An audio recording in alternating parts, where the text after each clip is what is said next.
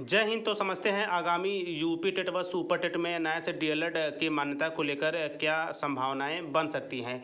ऐसे में वर्तमान में नए से डीएलएड केस की बात की जाए तो उसके संबंध में कोई विशेष जानकारी नहीं है।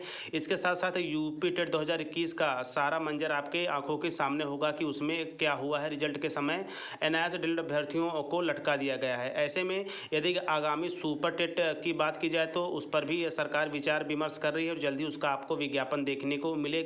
तो यहाँ पर सबसे महत्वपूर्ण ये हो जाता है कि यदि आपने एनआईए से डीएलएड किया है तो कहीं न कहीं आपके मन में ये विचार अवश्य कहता होगा कि क्या आगामी सुपर टेट में एनआईए से डीएलएड को मान्यता मिलेगी कि नहीं।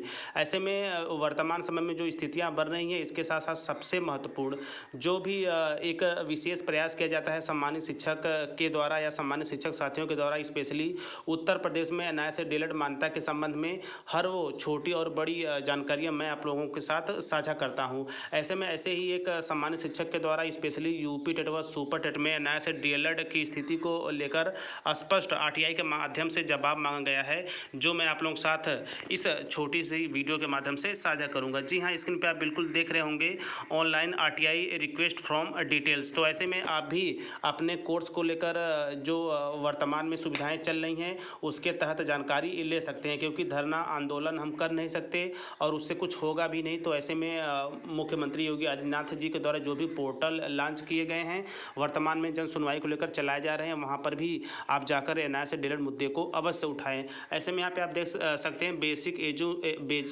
एजुकेशन डायरेक्टर के समक्ष आरटीआई या पब्लिकली अथॉराइज के संबंध में गया था। इसके साथ साथ यदि पर्सनल डिटेल्स की बात करें आरटीआई की तो इसमें देखिए आप देख सकते हैं DRBED/R/2021/6023। ऐसे में 29/5/2021 के साथ साथ महेश कुमार यादव ने इस आरटीआई को सबमिट किया था। तो इसके मुख्य मुद्दों की बात कर लेते। देखिए इसका मुख्य मुद्दा क्या है कि सर एनआईए से डीएलएड को यूपी टेट में शामिल क्यों नहीं किया जा रहा है, जबकि एनसीटी ने स्टेट के चीफ सेक्रेटरी को शामिल करने का लेटर भेज दिया है। एनसीटी के लेटर के संबंध में बेसिक एजुकेशन डिपार्टमेंट ने क्या किया, सूचना उपलब्ध कराएं। परीक्षा नियामक प्राधिकारी कहते हैं कि शासन के निर्देशानुसार कार्यवाही की जाएगी, जबकि शासन क्यों मौन है। इसके साथ साथ यहाँ पे आप देख सकते हैं रजिस्ट्रार डिपार्टमेंट एग्जामिनेशंस, बाकी यहाँ पे फ़ोन नंबर और ईमेल आईडी दी गई है। तो यहाँ पे जो ईमेल आईडी दी गई है उसके अंतर्गत भी आप